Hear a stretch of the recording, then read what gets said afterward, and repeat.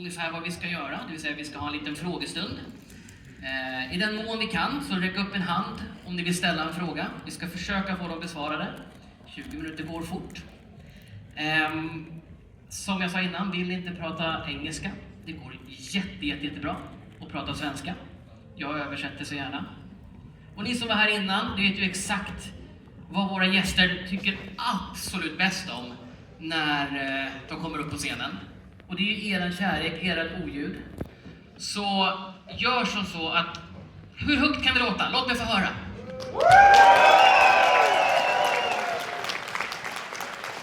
Jag tror att våran gäst förtjänar bättre. Ni kan högre, kom igen nu. Hur högt kan vi låta?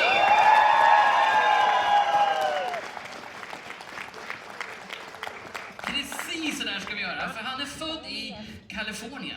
Och han började sin karriär redan som 12-åring.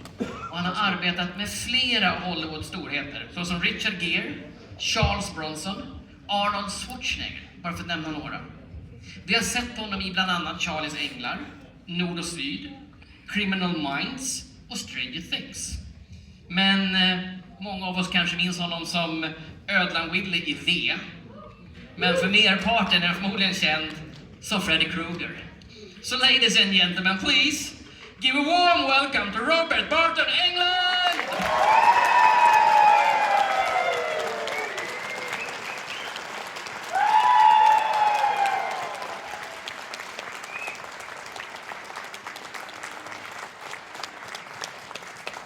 You are all my children now. Hello, Sweden. Hello, Malmö. Welcome, Robert. I just told the audience that they can raise their hand and if they have any questions, and we'll try to get them answered. Look, Uday, I just want to take a moment to advertise a little bit. I have a show on Apple TV Plus, animated. It comes from Steven Spielberg's DreamWorks, and the show is called Curses. And I've noticed so many beautiful families here in Malmö at the con the last couple of days that this particular project of mine is something that families can enjoy together. And it's called Curses, and I play the terrible old grandfather who stole art from all over the world for his private collection. And the children of the family must now return it in order to remove the curse on the family. So check it out. You guys will like it. You can also hear me, not see me, but hear me in Dragon's Blood as well, the anime. So check those out. And I think we should just jump into Q&A now. Yeah, sure. And why not start with one of my first personal question, because we are in Sweden right now, and if I understand correct, Sweden has a special place in your heart, right? Well, I'm Swedish, Englund. I believe it means, translated, a stand of trees in a field. Correct. Okay, and that's my family. They were doctors and dentists from near Stockholm, and then I think that one of my grandmothers was Swedish and Danish. The name, I believe, is Jørgensen or Jorgensen, which is, I think, Danish. Yeah, I'm not positive. But yeah, and when I came here the first time, I remember going to a restaurant down by the canal, and they had all the different mustards with the herring, and I liked every one of the herring sauces and all the herring, and I knew that was my Swedish DNA saying, you love herring, you love herring. But every time I come, whether it's Malmö or up in the north, I have an extended family in Gothenburg, and I did a wonderful show in Helsingborg. Yes. And on a clear day, you can see Hamlet's castle across the water at Elsinore in Denmark, but also lovely Stockholm. I must come back. You must invite me to a show in the summer so that I can get up to the archipelago. I've been dying to see that. It looks so enchanting. Anyway, we should probably do some Q&A. And I have one, my first question is from the beginning of your career. talk about like a circle here. I heard that the laugh from the audience in Pinocchio and the lightly dressed ladies from Aladdin got you hooked into acting from the beginning. Is that true? Well, I want to say I became an actor because I loved Henrik Ibsen, and I loved Ingmar Bergman, and I loved William Shakespeare, and I wanted to be an artist, but that would be a lie. I was in children's theater, and I went along with this beautiful older girl. It was all teenagers from 12 to 19, and professional theater. And I thought I was going to be an usher, or sweeping up the stage and building scenery or painting scenery. And they asked me to audition, and I got Peter Pan, Aladdin. I did Hansel in Hansel and Gretel. I did Pinocchio, my first special effects makeup. I had the big nose for Pinocchio. And I remember one night doing Pinocchio, and I would run across the stage, and the Indians would chase me, and then turn around, and I'd run back this way, and I had arrows sticking in me, sticking all in my, and because the Indians were after me, and I'm made of wood, if you shoot me with an arrow, it sticks in my wood, it doesn't hurt me. I'm Pinocchio, I'm a puppet. And what I did was I put styrofoam inside my Tyrolean vest, and I put styrofoam down by my butt. And every time I ran across the stage, I stuck more arrows in. And finally, I even had one in my mouth, like that. And I would stop running, and I'd look at the audience like, they can't hurt me. And I got a big laugh. And as a 12-year-old, 13-year-old boy, that laugh has really hooked me. And then I realized, even though I was small and I had curly blonde hair and I looked like Harpo Marx, that I was the star. I was Peter Pan. I was Hansel in Hansel and Gretel. I was Pinocchio. I was Aladdin and his magic lamp. And I had what? Star power. I had power. And for the first time in my life, the girls were interested in me. And they would curl my hair. They helped me dye my hair black for Aladdin. And they curled my hair. And the girls, the older girls, these are girls who are 16 and 17, and they're teaching me, and I'm 13 years old, and they're teaching me how to blow smoke rings with my cigarette, and they have their harem girl. They have their harem girl costumes on, which are like bikinis, and they're all standing around me in the makeup room, teaching me how to smoke a cigarette cool, and we're listening to West Side Story on the record player and rock and roll. And I said, boy, this is for me. So I wish I did it to become an artist, but I did it for the beautiful girls. And the cheap laugh.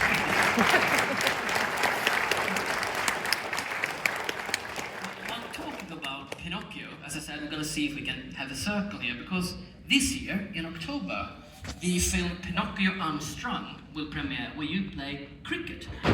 I have been asked to do it, but there's been no more communication. So either they're still making it, and I'm going to come in at the last minute, or I'm not going to do it. I don't know.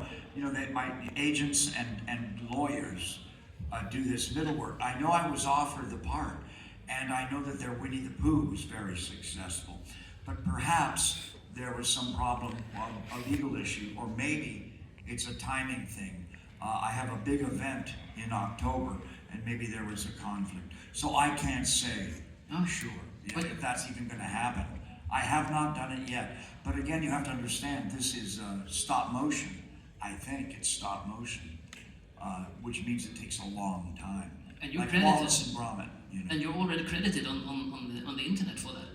Well, they asked me to do it, and then they were talking to my people. That's how we talk in Hollywood. My people, your people. Let's do lunch. It's Hollywood jargon. But so I don't know, and I'm disappointed only because I thought it would be real interesting to be part of that project. I worked in another project with giant puppets as well, that has a really strange name like Apocalypto, and it's very strange too. But I like working with the young people and doing the new kind of projects and technologies. So maybe it'll still happen, I don't know. Well, talking about Apocalypto, let's go back a bit to the Apocalypse Now. Because I heard when you were there to audition for a part in that, and you found a script somewhere. Do you know where I'm going? Well, yes, but I wanted desperately to be in Apocalypse Now. I'd read the script, I adored Francis Ford Coppola, and I finally got an interview. I got an audition, and I wanted to be up for the chef, the cook. He has that great line, "Effing tiger!" And that's played by the great Freddie Forrest, who was a contract player with Zoetrope, which is Coppola's company. So I didn't get that part. And for a minute, they thought maybe I would be right for the surfer because I really surf. But they went with one of the young, Sam Bottoms, one of the young Bottoms family of actors. He was much younger than me, although I looked pretty young. But I had worn military clothes, and I hadn't shaved, so I had a scruffy, 5 o'clock shadow, and I was all tan from surfing, and I had long blonde curly hair. And the producer of Apocalypse Now walked me across the hall into this room. He said, "George is making a space movie over here." And I went, "What, huh?" And he goes, "Lucas, George Lucas." Well, I loved George Lucas before Star Wars because I loved American Graffiti, which is a movie that really speaks to my generation. So I went in, and they were having trouble casting Han Solo. They wanted Han Solo to be much older at that time, older even than Harrison, kind of like an uncle that comes for the holidays and lets the kids smoke marijuana. He was supposed to be older, yeah. And but no one was saying yes to it. It was a space movie. They didn't. George Lucas wasn't an icon yet, and so they looked at me for 1 minute. I was not up for the part. I did not get the part. They took a Polaroid. Remember Polaroid cameras? They took a Polaroid of me. That was it. And as I walked out, and I'm still feeling bad because I didn't get in Apocalypse Now. And as I leave, I look down, and there was the scene for the actors to read for the character called Luke Skywalker. And in America, a name like Skywalker could also mean an indigenous Native American.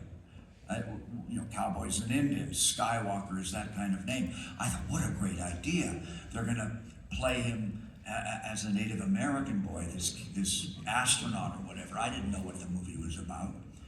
But I grabbed that, and I took it with me, went across the street to the famous old Chinese bar, the Formosa, with all the photographs of all the actors on the wall. I had a drink, I read it, and I thought, gee, I'll bet my buddy was right for this. So I went home, I drove over the canyon, Laurel Canyon, drove by everybody. There's Joni Mitchell, smoking a cigarette, Got to my apartment that I lived in with my girlfriend. My girlfriend's name was Jan Fisher at the time. Some of you may know that name. She wrote a little movie called The Lost Boys.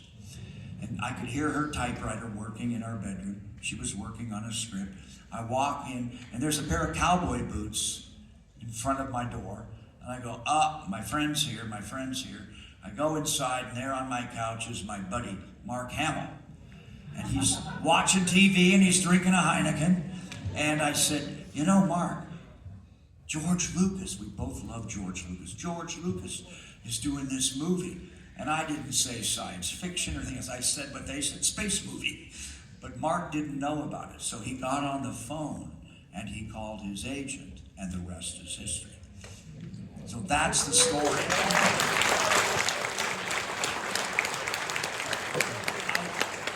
I didn't, the internet gets this story all wrong all the time. They get it wrong. I tell this story not because I helped Mark get the part. his agent may have had him already up for it. And Mark was very talented, and he obviously just went in and they loved him.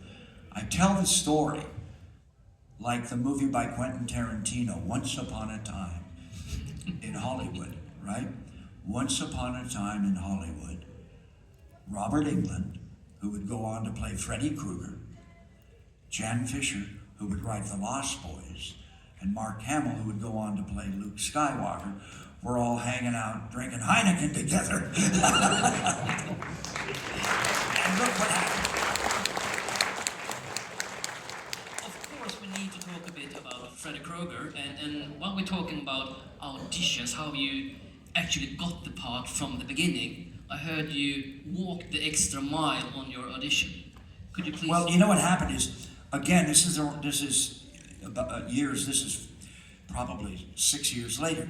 But I was surfing a lot. So imagine me really, really tan, and my hair really long and curly. It was curly and blonde then. And I went up for this movie. I'd heard of Wes Craven, and I thought of him more like David Lynch than back then. And I went up for the part, and I didn't think I looked right. They were looking for a really big guy, tall guy. And my friend had put his cigarette out in the ashtray. I had a little Datsun 2000. They're like a little MG, a little sports car. And I licked my finger, and with the saliva, it's an old trick I learned from an English actor. I took the ash from the cigarette and I applied it under my eyes. And it made my eyes sink in. A little bit goth, just a little bit, but it looked real. You couldn't tell it was makeup because it wasn't.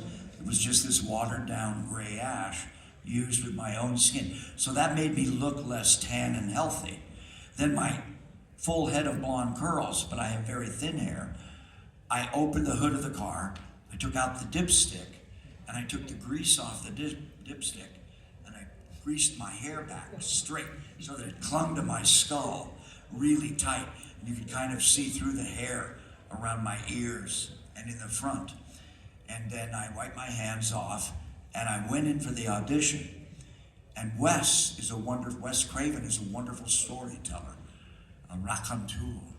And he was telling me how he saw the movie and how he thought it should be this dream landscape, this sort of topography of the mind that it took place in. And Freddie can get into your secret subconscious and your fears and your desires, and he can exploit them.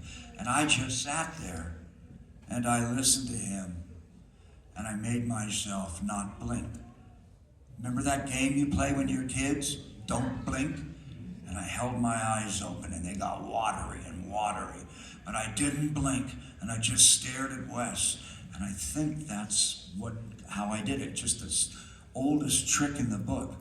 But I got the role, and it's been a great life changer. I remember when I got my first fan mail from Sweden, and I had done V, science fiction, and Nightmare 1 horror.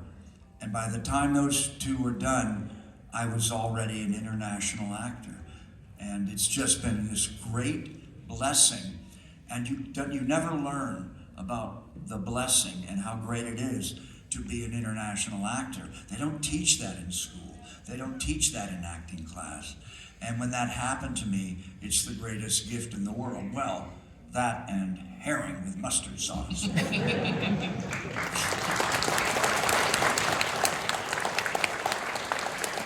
Yeah, talking about being an international actor, during your career, you have been awarded several awards, like the 2001 Life Career Award from the Academy of Science Fiction, Fantasy and Horror Films in USA, and multiple film festivals all over the globe. Well, Sitges has been very kind to me. There's a wonderful, I encourage all of you to attend it in Spain, just south of Barcelona, the Sitges Film Festival. It's great, and they've always supported alternative science fiction, horror, fantasy. the last time I was there, I sat next to Guillermo del Toro at the screening of his movie about the fish man. What's that? Help me. Yes, I love that movie. Not everybody does, I love it. But I sat next to the director, and on the other side of me, you know who it was? William Friedkin, who directed The Exorcist. And another movie that's great that nobody knows about, with Roy Scheider from Jaws. It's a great movie. I'll think of the title in a minute now. It has a terrible title. Pardon? What? Sorcerer. No one liked it because they thought it was supposed to be a horror movie. But it's a remake of the Yves Montand film, Wages of Fear. And I tell you, if you rent it, or you get a DVD, or you download a 4K version of it and watch it on your flat screen, it's amazing. Roy Scheider. Oh, anyway. Sitges, for the audience, just because I don't know if people tell you this, I didn't know about it until I was in my 40s, but it's a great festival and everybody in here would love it. Yeah, and when we're talking about awards and stuff, in June last year, it was announced that you're gonna get your own star on the Hollywood Walk of Fame. Yeah.